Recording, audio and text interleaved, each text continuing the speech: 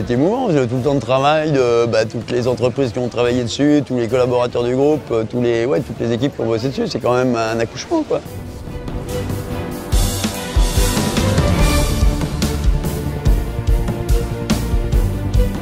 Très émue et très fière.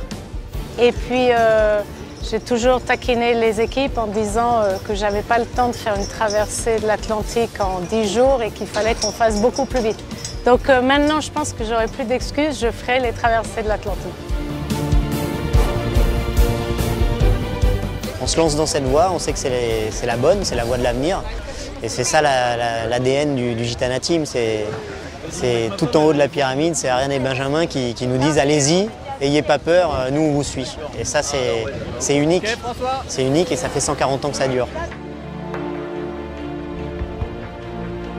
L'idée était de faire un bateau technologiquement très avancé qui nous permette d'aller là où on voudrait aller, c'est-à-dire faire un tour du monde en mode volant.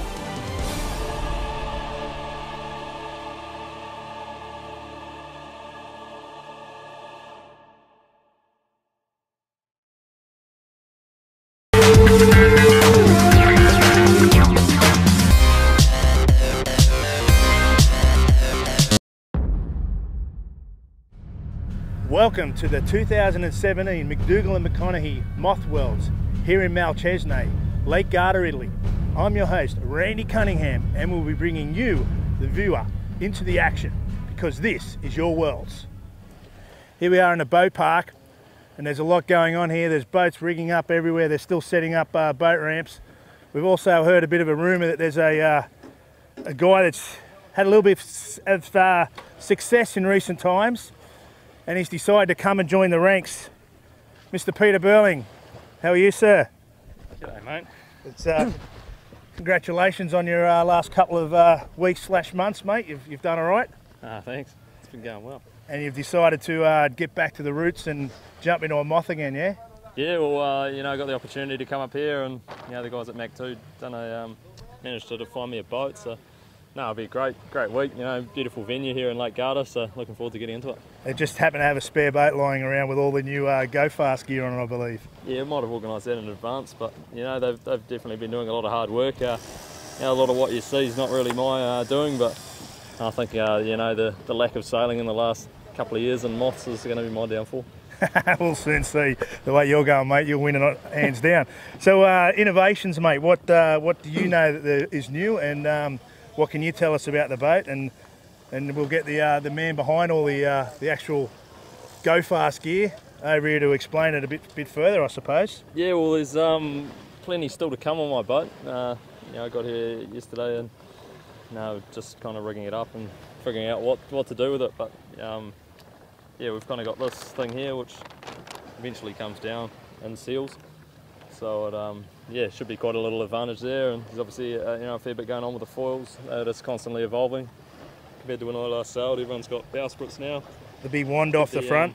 Wand a bit further forward, and you know, just a standard kind of canting rig, adjustable forestay, more controls than you can you know, manage to pull on you know, while sailing around a course. Pulling ropes might be a little bit different from you from what you've been doing the last few months, mate. So the old hands might be a little bit bit of an issue.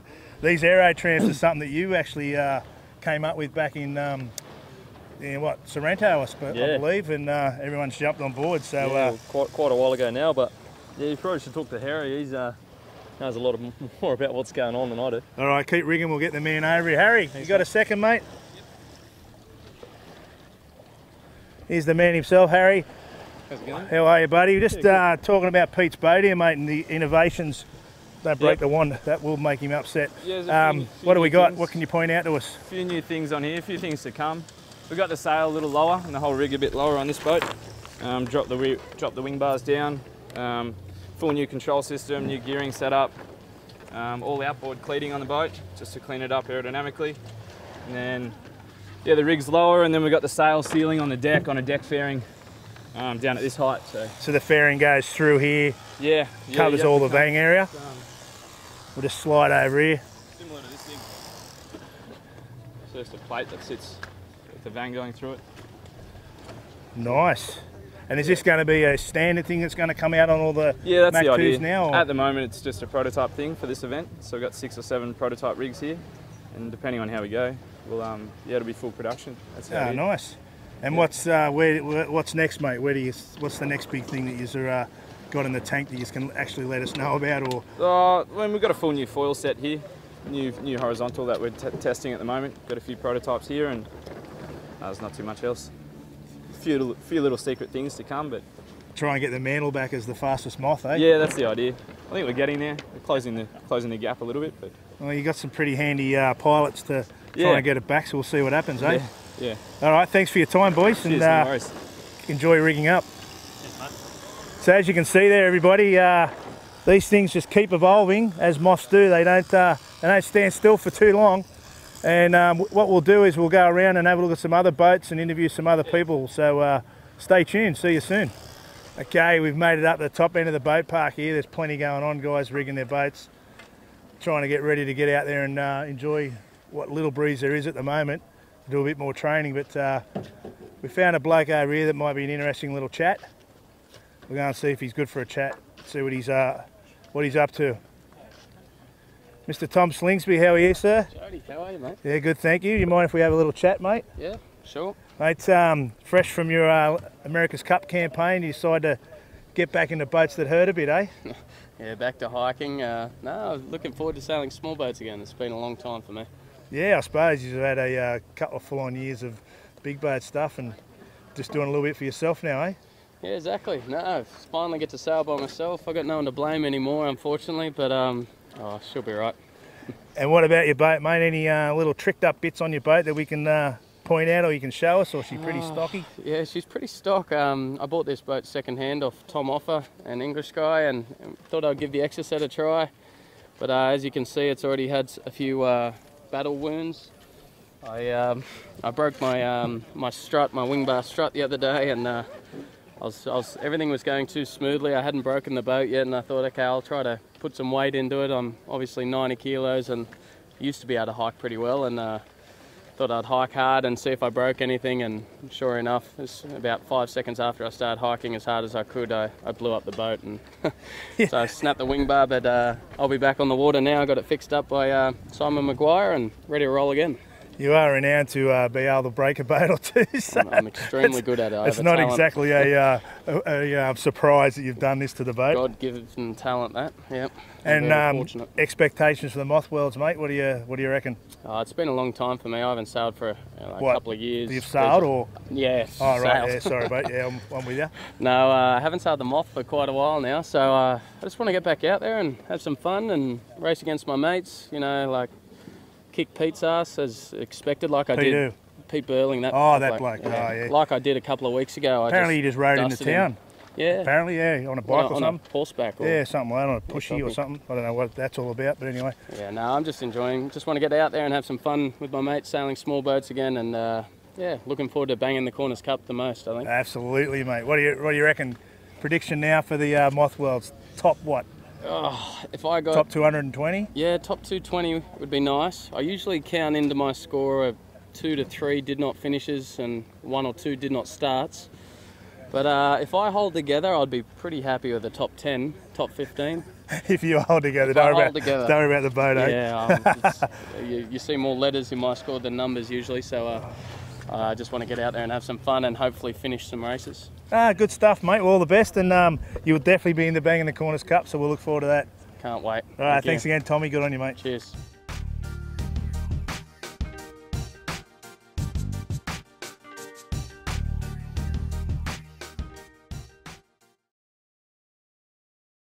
Clear start. Oh, one boat just absolutely caned it, broke his mast right on the start line. Not a good thing when you're coming in to race one.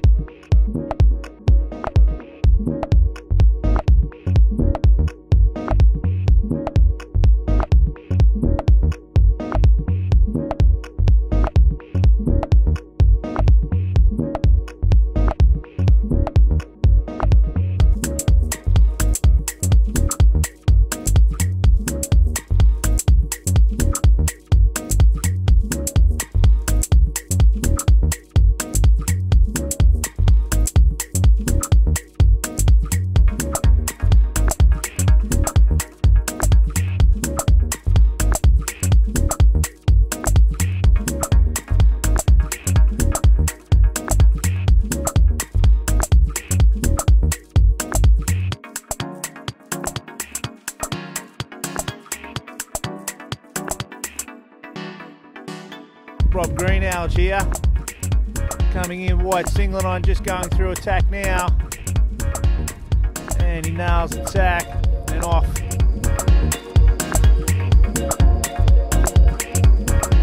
Matty Chew still leading with Rob Greenhalgh right behind him.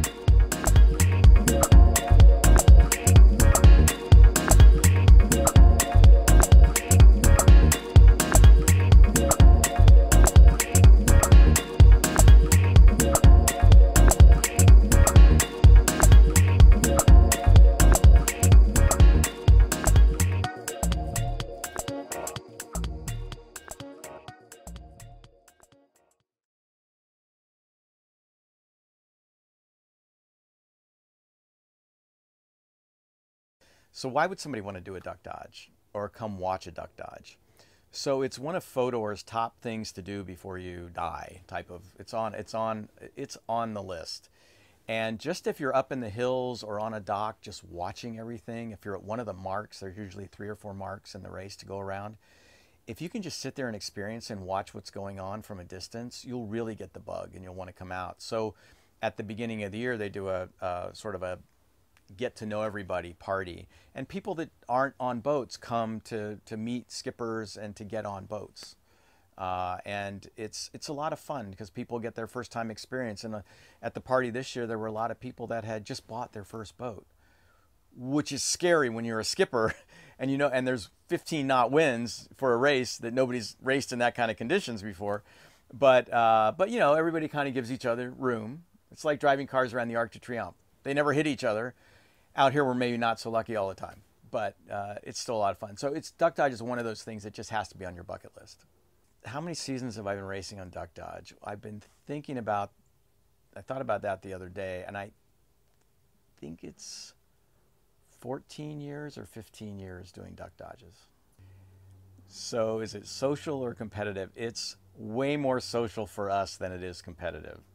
When you're in the first start, those are the big boys. They come out to get around as fast as they can. They do 2 laps around. The third start does 1 lap around. So we like to call it, you know, a 45-minute race followed by 3 hours of food and drinks.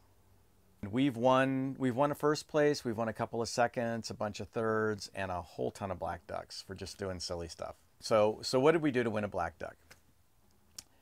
Probably our most notorious one was a night when we had absolutely no wind on the lake at all. Some people insisted on racing, so we decided that we would put the sails up, motor around the course backwards, and that got us a black duck.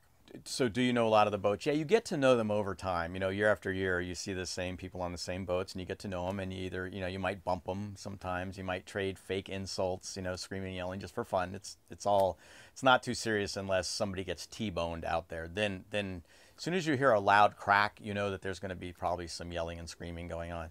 But it's mostly fun. Thundorka is one of the great duck dodge boats. Scott's the skipper. And he's got a crew that at least one of them has to have a megaphone in their hand constantly. And that's to project the insults even farther than yelling distance. So it becomes this little sort of back and forth between the boats, and we know it's coming. I mean, we can hear it coming. So we're ready for it when they come up to us. You know, the other night they completely missed the mark. So we gave them a super hard time about it up until the next mark, just for fun. But that's what you do when you're just doing beer can racing and you're just having a good time. Is there a core crew that comes out on Verdi? So there's about 12 people that are on and off the boat as the core crew all through the sailing season.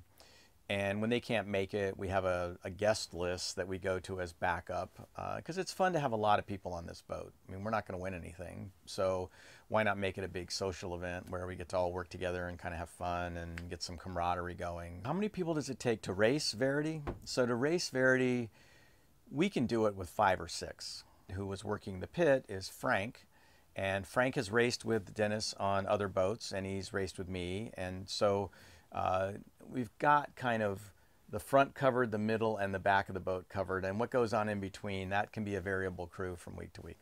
So we have one person on the crew, Marcy, who just lives for theme nights. She loves to come in costume. So she came as Princess Leia. She's our one costume person, so that means that we fulfill the requirement for the theme night And so that's perfect. That's what being a crew member is all about. What's Duck Dodge really about? It's really about the camaraderie on inside the boats, you know, between the crew and also the other boats. It's a bond. You know, when somebody needs something, they'll throw it up on the Facebook page and say, hey, does anybody have this, or can somebody tell me how to do this? Everybody's there to help. So it has become this real good sense of community. And because it's not a cutthroat race where you're trying to beat the other guy, you know, constantly, it's just fun. It's one of those environments where people just go out and they just want to have a good time and enjoy their friends and the other boats and see the spectacle of all the spinnakers popping when they go around a mark, you know, or the boats coming downwind or whatever it is. It's a beautiful experience to see.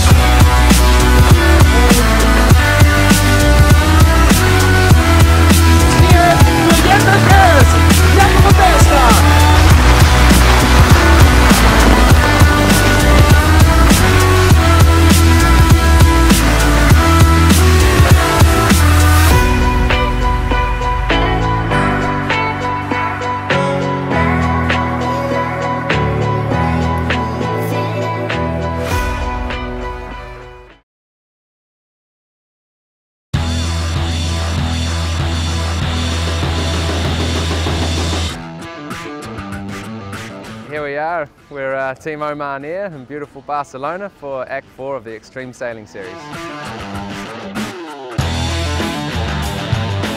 Phil Robertson on board Oman Air pushes the Spanish boat wide, and Oman Air taking the top spot. Now Oman Air up to speed and up on the foils.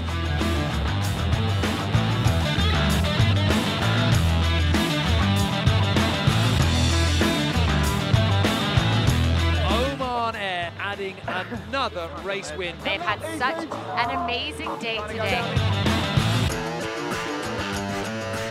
Yeah, we've got a nice little plan. It seems to be working, so to be honest, I'll probably stick to it.